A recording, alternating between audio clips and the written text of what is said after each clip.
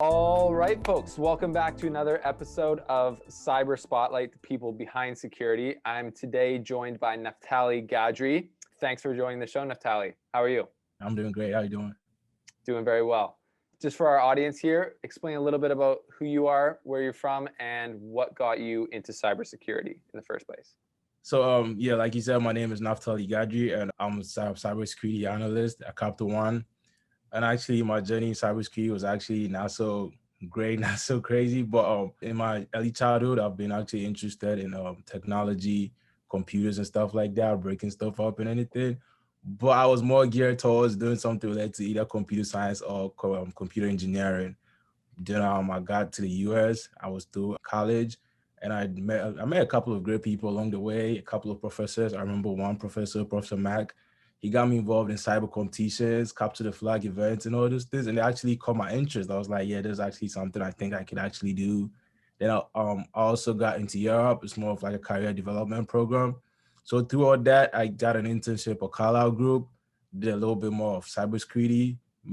David Smith, that was my manager at that time. He was actually a great person.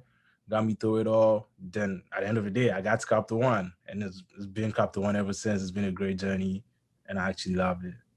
That's great. It's great to hear that you're passionate about what you do, and you found something that you really like working in. As a cybersecurity analyst, some people might not know what that is. So if you were in an elevator and somebody asked you, what does a cybersecurity analyst do? How would you explain it to them quickly if you only had like 10 seconds?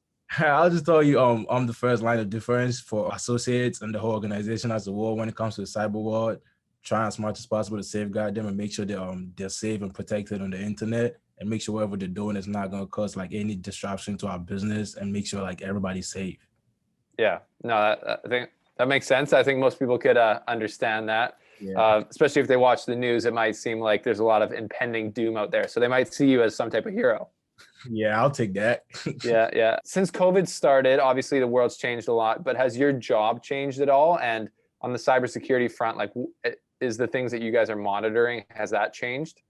I mean, it's always been everything on the internet. So in general, it's like you have to be sure, because mostly now every work is on the internet now, and it could just be different kinds of stuff going on. But basically, I'll just say just a couple of new alerts, couple of new cases you have to deal with. And I know in the beginning, everybody had to move to Zoom, Skype, and all those things, and they count those a lot Zoom bombing, people just coming onto other people's Zoom calls and stuff like that. Yeah. And I mean, just anybody just sees that and they're just like surprised and all that. They're like, come on, what's going on? I want to know what's going on in this sense. And I'm like, okay, cool. We're going to have to deal with making sure people on the Zoom call are actually supposed to be on the Zoom call. So it's just a couple of different instances coming into play. But much of my work didn't really change in the sense that it's still work on the internet. It's still cyber stuff. There's still a lot of things in the cyber world, and it keeps changing every day, but not basically geared towards COVID per se. It's just like in general, it keeps changing every day. So a couple of new different stuff keeps coming up.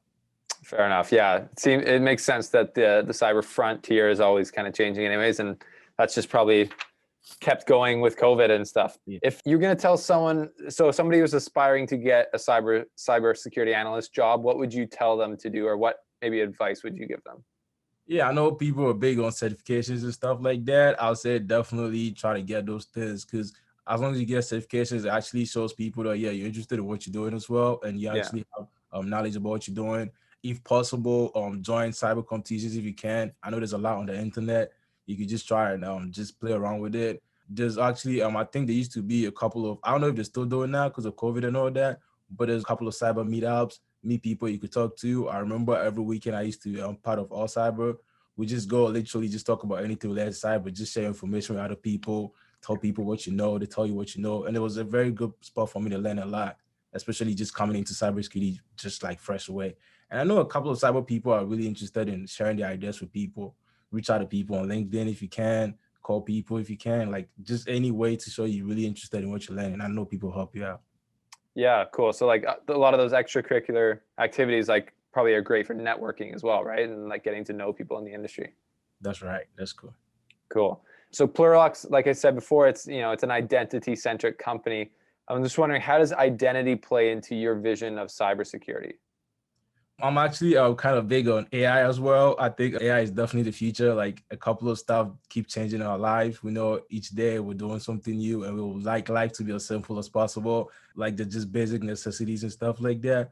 But that also comes with a lot of cyber risk as well. And I mean, being able to identify the people doing something and making sure they're the exact people supposed to do that and they're supposed to have access to that is actually a good thing. And I think Plurilock just being big on identity makes a good impact. It helps, I mean, keep people safe and make sure we know there's the person doing this and he has the right to do that. He's supposed to do that.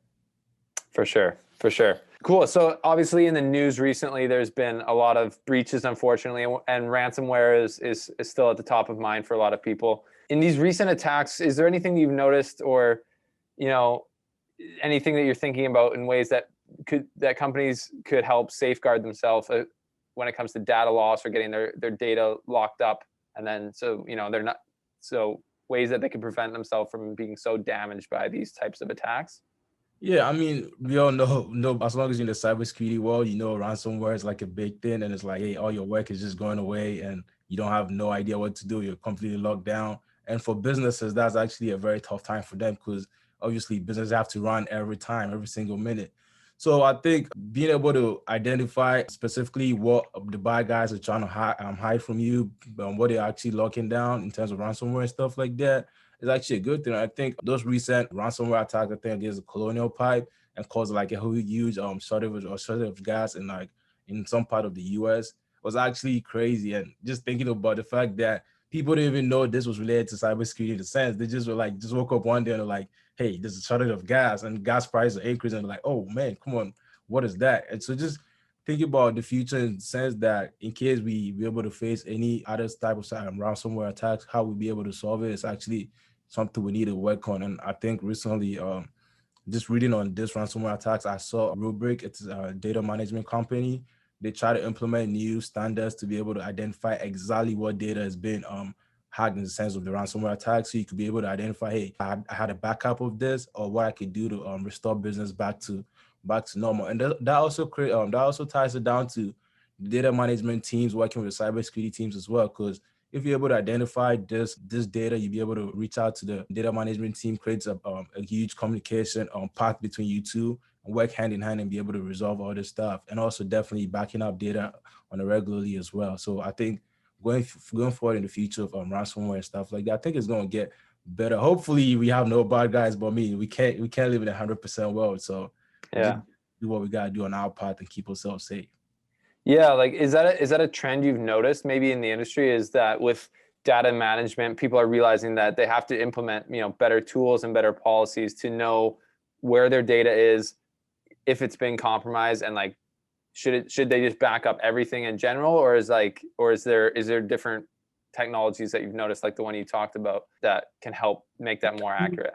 Yeah, I know. Basically, it's just normally not even just the data management teams per se, but mostly there's actually kind of like a little disconnect between cyber teams and other teams. So it's like being able to create a huge communication part between both of them. So they'll be able to resolve this stuff as quickly as possible, and definitely backing up data. I know it's like, yeah, sometimes I just back it up and you wouldn't know if I need to back it up daily or weekly or monthly, but just do as much as you can. And I know these tools and these other organizations are implementing different tools to help with data management and trying as much as possible to stop these hacks, these breaches and stuff like that.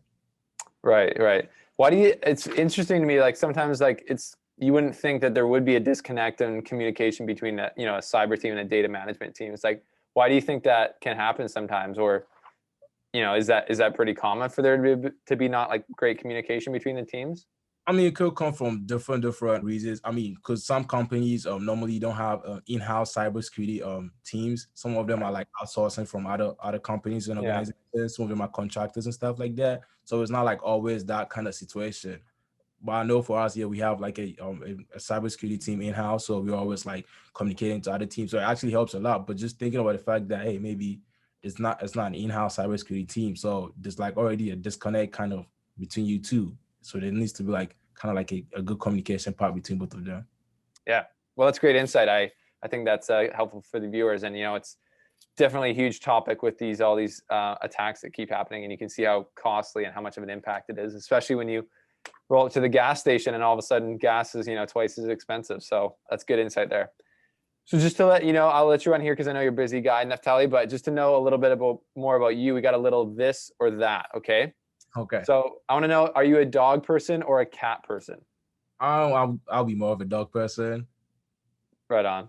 Are you Mac or PC? Definitely Mac, definitely iPhones. Definitely Mac. Okay, my guy. Yeah, same. Do you like football more or basketball? More basketball, and I know we have a game today. I'm definitely a Warriors fan, a huge Warriors fan, Steph Curry, Okay. but definitely basketball. Yeah, big game. That is true. In life, not in your professional career, but in life in general, are you more of like a ask for permission guy or ask for forgiveness when it comes to like taking risks? I'm more of a risk taker because I know not everybody's on the same page as you, and more people trying to keep it safe. So I'll say I'm more of a risk person.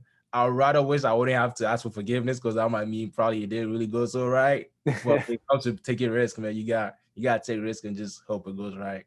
Yeah, I like that. Right on. Do you prefer a standing desk or a sitting desk? I guess now that you're working at home, what's your current setup like? Actually, how the one that goes up and down as well. As it depends on how I'm feeling during the day. I might just Nice. get up and just stand a little bit. But I think I'm more of sitting than standing. Okay, yeah, fair enough. And finally, what's your favorite outdoor activity? Definitely soccer. Soccer, big soccer guy. Yeah, big soccer guy. I know they call it soccer over here and it's football around the world, but definitely soccer. Okay, cool. Do you play in like any recreational leagues or around in Virginia? Do you play at all or just more kicking the ball around every once in a Yeah, while? I play a lot. I play for Motor Rake FC. It's just around here, and we actually doing a little bit better now. I'm definitely playing like every Sunday. I'm definitely playing soccer every weekend. Awesome, man. That's good to hear. Cool. So, well, thanks for joining the show, Cyber Spotlight. If our audience, if anyone wants to get in contact with you, network with you, how can they reach out on the internet? Yeah, you can reach out to me on LinkedIn. Just type Naftali Gadri. You just see my face over there. And just reach out to me, and I'll definitely respond to you as soon as possible. Perfect. Yeah, we'll leave the link to that around this video in the bio. So yeah, perfect. Thanks for joining the show, Naftali. That's been great. I had a lot of fun, and we'll hopefully chat again soon. Thanks for having me.